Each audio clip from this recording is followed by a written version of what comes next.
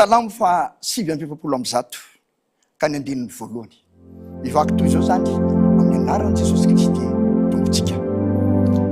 Miraha firam-baovao an'i Jehova ny fiderana azy eo amin'ny fiangonan'ny olomasina. Izany salamo fa 7:70 zany no entinay mandroso ao tokantranonao amin'ity takarivo ity.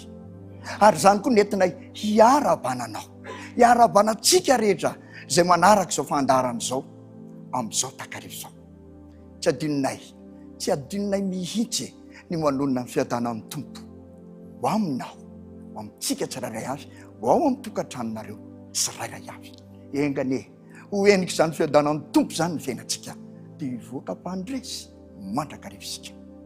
Dia fifaliana miaraka aminareo amin'ity androany ity, ary feno araviona mihitsy ny fo sy ny saina tafaraka aminareo amin'izao takarivo izao hidera ilay Andriamanitra tompontsika. Androany dia manana vahiny sika, dia ny feo famonjena avy eo amin'ny fiangonana Adventiste amin'ny andro fafito ao Ambomahitsy. Izy ireo mivahintsika ary evitanareo renakireo izy ny chef aza moa eto anilaketo amin'izao fotoan'izao. Fifaliana miaraka amin'izy ireo, ary mahaliana sahady ny mieritreritra ireo hira zay ireo doniny hampanandratra ny voninahitran'Andriamanitra sy arahantsika midera izany Andriamanitra izany. Koa manasa anao ary maka toerana aoko vony hiteran'ny tompo, andeha iray fo, iray saina, iray fanahy amin'izany fideran'Andriamanitra miaraka amin'ny feo famonjena Ambomahitsy izantsika. Tsy tazana anao ela ary zahay, satria hiteran'Andriamanitra miaraka amin'leto koraly leto dia andao arosontsika avy hatrany izany fideran'izany. Dao ary.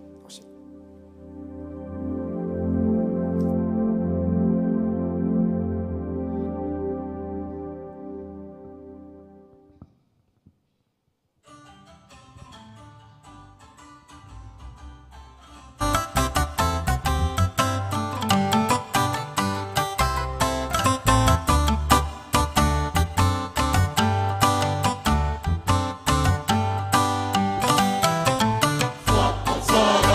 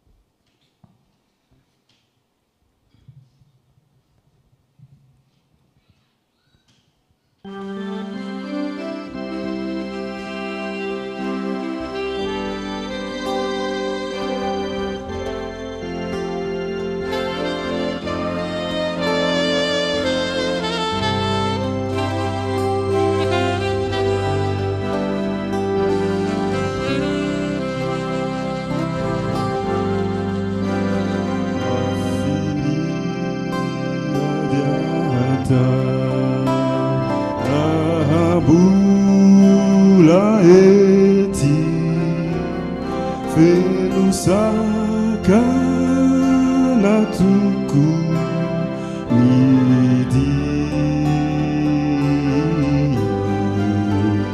Nefaku Santena Irara Yabunya Aukahari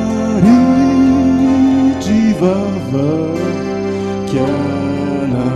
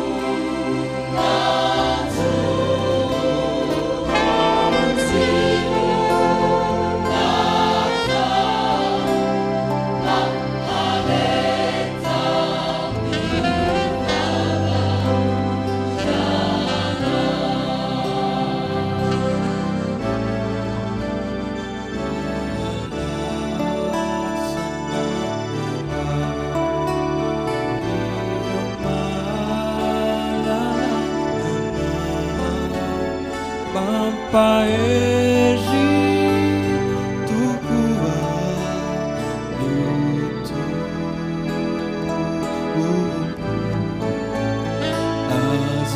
azamyon jikana azakin vitu izau au kaji shivafa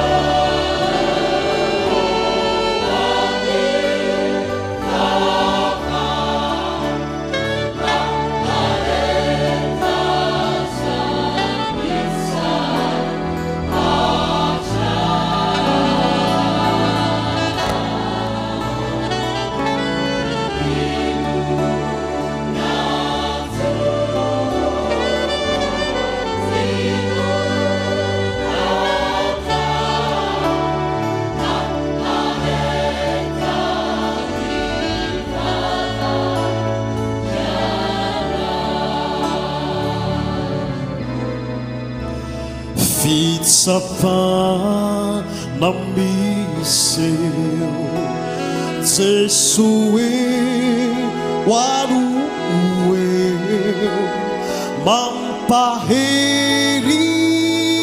mitata Adala Au kiatu kiazianau Izimya diwa hanau Aramaheri mivava kiana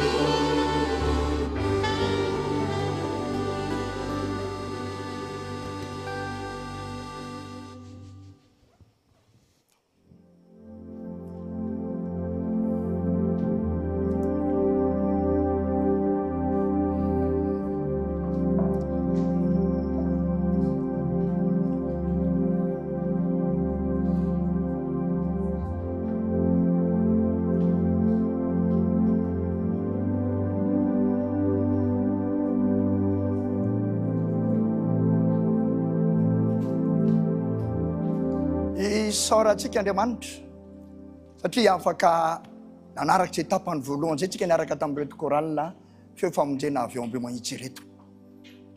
Ary isaorantsika koa izy ireo nitarika antsika tamin'izany. Akahaina kely vetivety ry zareo isotro rano kely dia isika kosa araka ny mahazatra dia andraindray ny tenin'Andriamanitra izay hamporisika antsika hidera azy eo amin'ny fiainantsika manontolo. Koa amin'ity androany ity dia somary hiova kely ny fanentanana izay ataonay ho anareo satria hatramin'izay zany dia manentany sika hiderin'Andriamanitra ary mino izahay efa fiainantsika izany dia ny zavatra tiana mba ho tenenina sy entina hisariana antsika indray hanana zany fiainam-piderana zany dia hoe amin'ny fotoana toy inona zany no hiderana an'Andriamanitra. Ny zavatra marina aloha dia izao, ny fiderana an'Andriamanitra tsy hoe hira ihany a. Ny apôstôly Paoly dia niteny koa amin'izany na mihinana na misotro nareo dia nampiany hoe na inona ataonareo dia atao vovoninahitran'Andriamanitra zany. Izany no tokony fiainan'ny kristiana anankiray, tokony fiaina zanak'Andriamanitra anankiray. Mideran'Andriamanitra foana na inona ataony, na inona zavatra miseho eo amin'ny fiainatra. Ny fiainantsika manontolo dia fideran'Andriamanitra, ny mombantsika manontolo dia fideran'Andriamanitra.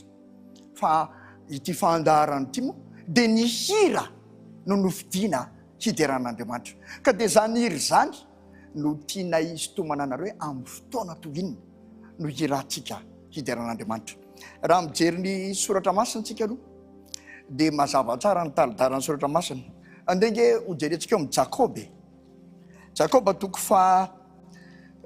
fahadimy ka ny 7:10 dia misy an'izao teny izao zay voasoratra ary maro-potitra zany. Jakoba toko 5:7. Vaky toy izao zany amin'ny anaran'i Jesosy.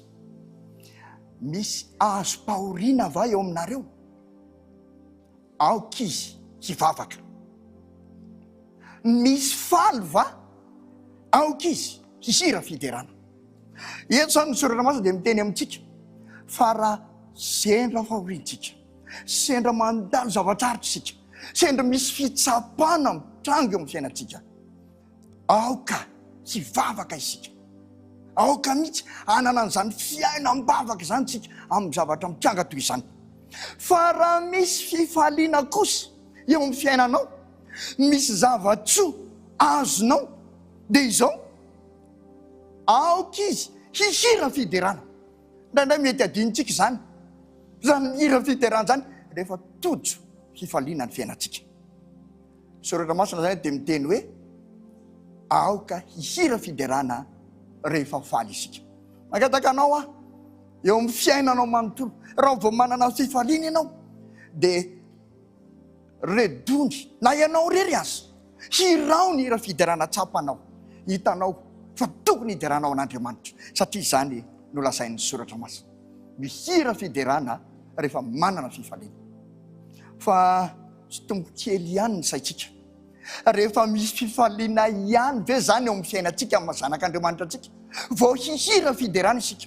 Raha azo pahoriana ve isika? Ohatra misy fahoriana antranga eo amin'ny fiainantsika dia tokony hivavaka fotsiny ve isika fa tsy tokony hira fiderana? Ohatra ny saratra aloha mamaly an'izany. Dia zany soratra masina raha teo dia miteny hoe mivavara misy fahoriana fitsapana ary mihira hira fiderana raha faly. Fa raha ohatra ataon'ny renim-pianakaviana anankiray izay namoy ny zanany nitezainy enim-bolana dia tratry ny aretina dia nodimandry ilay zazakely eo ampifony, ataon'io renim-pianakaviana ahoana no haneho hira fiderana amin'izany toe-javatra mahazo azy zany. Ohatra ny sarotro zany amin'ny maha olombelona voafetratsika. Ka tokony hira fiderana ve tsika raha sendra fahoriana tahaka izany? Ny tsara indrindra dia alao ny soratra masina ihany no hamaly azy. Ary raha mijery ny soratra masina antsika dia io moa no nolazainy eo amin'ny Jakoba io fa raha mijery tsara ny soratra masina antsika dia atao amin'ny soratra masina dia nitsindrianareo manitra tamin'ny fanahin'ireo mpanoratra. Dia misy tantara zany ato amin'ny soratra masina, tantara izay milaza ny zavatra anankiray nitranga teo amin'ny fiainany mba hangalantsika lesona. Misy zavatra anankiray nitranga mba hangalantsika lesona. Ary raha miresaka an'izany hoe rehefa azo pahoriana ve tokony hira fiderana dia misy tantara ato amin'ity soratra masina ity izay azontsika hangalana lesona. ary azontsika atao mihitsy mianatra azy. Ao amin'ny Psalm 41 no andeha angalatsika an'izany. Davida mpanjaka no nanoratra ny Psalm 41. Zavatra nianatra teo amin'ny fiainany dia tiany ampitaina mba ho ianaratsika. Psalm 41. Raha manana baiboly ao akaikinao na telefona misy baiboly dia sokafo zany dia miaraka mamaky sika. Le sora mandrika ery ambony dia manao hoe fitaraina nataon'izay azo pahoriana mafy loatra, tsy hoe azo pahoriana mafy fotsiny fa mafy loatra, zany efa tena mihoatra ny tokony zakan'ny olombelona anankiray voafetra zany. Izao ny zavatra nitranga tamin'ny Davida nanoratra ny teny ty ary tiany mba hiainantsika koa. Andiny voalohany sy faharoa dia tany sain'i Davida ny zavatsarotra nahazo azy, ny fahoriana nalovana dia tsapa mihitsy teo amin'ny fiainany. Dia hoy izy amin'ny andiny voalohany sy faharoa, Jehovah mandra-pahoviana mbola nadonono ahy ihany, mandra-pahoviana mbola hanafenanao ny tavanao amiko, mandra-pahoviana mbola isaintsainako ampanahy sy alelovako ampo isan'andro, mandra-pahoviana no mbola isandratany fahavaloko amboniko. Efatra be zao ny fitarainan'i Davida noho ny fahoriana nalovana. Voalohany, ohatra manadino azy le Andriamanitra izay nitompony, le Andriamanitra izay nitokiny ohatra manadino azy. Faharoa, ohatra manafina ny tavany amin'ny mihitsy Andriamanitra ary hitany mihitsy fa tena ohatrany hoe misaintsaina, mieritreritra, ohatrany hoe maha-olombelona azy netinetrena le zavatra fa tsisy hery avy any amin'Andriamanitra ntsony, ahafahany miatrika zany. Ary ny fahavalony azy hitany misandratra mihitsy. Tena mafy tamin'ny Davida. Ary teto angamba i Saul nanenjika azy na tonga ny Davida nanao an'ity teny ity. Ohatra ny tsapany Andriamanitra manafina ny tavany aminy, tsy mijery azy. Ilay Andriamanitra izay nitokiny raha mbola tany am-piandrasan'ondry izy, miaro azy amin'ny liona ny bera sy ny rehetrarehetra. Izao le Andriamanitra ohatra ny tsy mijery azy, mafy zany. Ary zay le hoe fitaraina ataon'izay azo pahoriana mafy loatra, tena mafy tamin'ny Davida. Fa hoy izy ny soratra masina tany amin'ny Jakoba mivakitsika teo, misy azo pahoriana va eo aminareo? Aoka izy hivavaka. Dia nivavaka Davida eo amin'ny andiny fahatelo sy fahaefatra. Efa naposany teo anatr'Andriamanitra ny fahoriana dia nivavaka izy. Andiny fahatelo. Jereo aho kavalio Andriamanitra, Jehovah Andriamanitra, jereo aho kavalio. Ampahazavao ny masoko, fandrao reniko ny torimaso fahafatesanao. Fandrao ny fahavaloko anao hoe naharesy azy aho. Fandrao ifaliny ravolahiko raha mangozozo aho. Vavaka tamin'Andriamanitra Davida araka ny torohevitra izay tokony atao. Rehefa tratra ny fahoriantsika mivavaka, mametraka eo amin'Andriamanitra ny fiainantsika izay tena mandalo zavatsarotra.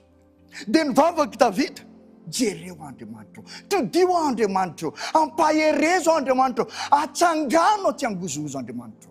Izany nivavaka Davida. Ary rehefa avy mivavaka izy dia niasa Andriamanitra, men'Andriamanitra ny fanahiny hampaherany Davida. Tena nahatsiaro, nahery Davida rehefa mivavaka. Dia izao ilay fitarainana izay nataony teny aloha, rehefa avy mivavaka izy nisolo fiderana, satria izao ny andiny fahadimy sy ny fahaenina dia hoy Davida rehefa avy mivavaka izy, fa raha izao kosa dia ny famondraponao no itokiko, ho faly amin'ny famonjenao ny foko, hihira ho an'i Jehovah aho satria nanisy soa izy.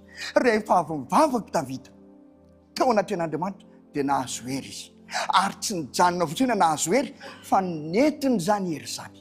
Hideran'Andriamanitra na mafy loatra aza ny fahoriana izay nianjato tamin'ity fotoana ity. Ary zany nanasako anao androany, andao na ao anatin'ny fahoriana sika, andeha hianatra ny tahaka ny nataon'i Davida, mivavaka amin'Andriamanitra dia mahatoky fa hiditra tsetra ny Andriamanitsika ary dia hery fiderana azy. Mbola mety tsy mivaly kory ary hitanao kory ary dia efa mirahira fiderana satria azonao antoka fa amonjy ianao ny Andriamanitra ary ataony mivoaka mpandritra ianao raha mahatoky azy. Ko androany dia izao ny torohevitra izay tiana hampitana aminao. Na inona fiainantsika, na mandalo zavatsara tsika, na mandeha milamina tsara ny fiainantsika, na mainty mitakizy ny zavatsarotra ny fiainantsika, na mibalika tahaka masoandro be lohataona, na mifilambilana sy miolakolana lalina alentsika, na mahitsy hita tsara zay ale, na inona eo amin'ny fiainantsika dia andao hitoky amin'Andriamanitra. Ary izao andao hanandratra fideran'Andriamanitra mandrakariva amin'izay rehetra atao, ho tanteraka aminao izany. Ary tena ho raisinao filamatra izany tahaka ny nandraisany Davida, izany fiainana izany sy nitondrany teo anatriny Andriamanitra amin'ny fahoriany ka nahatonga azy poterazy. Amen. Efa reo indray ny choral feo famonjena ambomahitsy hiditra amin'ny tapany faharoa andindray ary sika hiaraka amin'izy ireo. Dahary.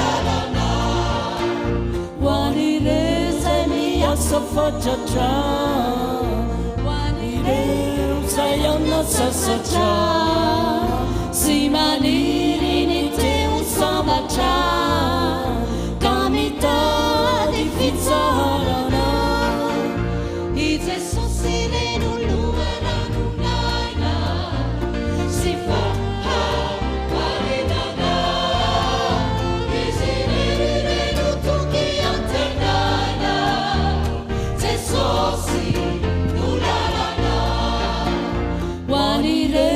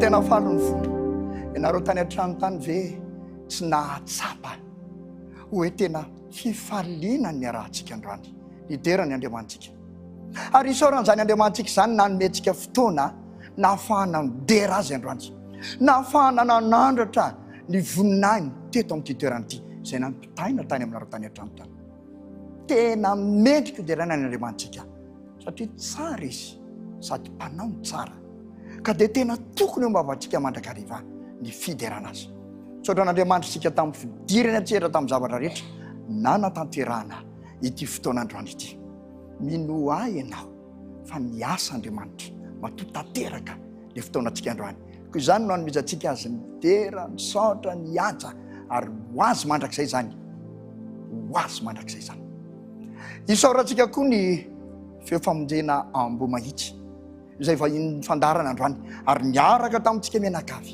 nideran'Andriamanitra tamin'ny talenta tamin'ny famezam-pahasoavana tamin'ny fahaizana izay nomen'Andriamanitra azy ireo ary izay nisaorana azy ireo satria natokany ho fideran'Andriamanitra ny talenta izay nomen'Andriamanitra azy hiasa mandrakariva amin'izy ireo ny Andriamanitra ka ho maro be ny fanahy ho tonga ampotony avalian'i Kristy no nihirana izy ireo sy ny talentan'izy ireo ho tehirizan'Andriamanitra mizany koa n'izy ireo mandram-pivery Jesosy amin'ny ranolanitra ka dia misaotra anareo tompoko samy hotahin'Andriamanitra ary mitombo mandrakariva ny talenta izay efa nomen'Andriamanitra anareo misaotra anao koa tany an-tokantrano tany satria ianao koa dia tena mendrika homenan'izany fisaorana izany niaraka taminay nandritra ny fotoana rehetra ohatra ny vetivety ery le fotoana kanefa zava-dehibe ny fiarahantsika ary tena mahafaly ny mahafantatra fa maro be nareo maneran-tany manaraka izao fandarana izao te iray fo iray saina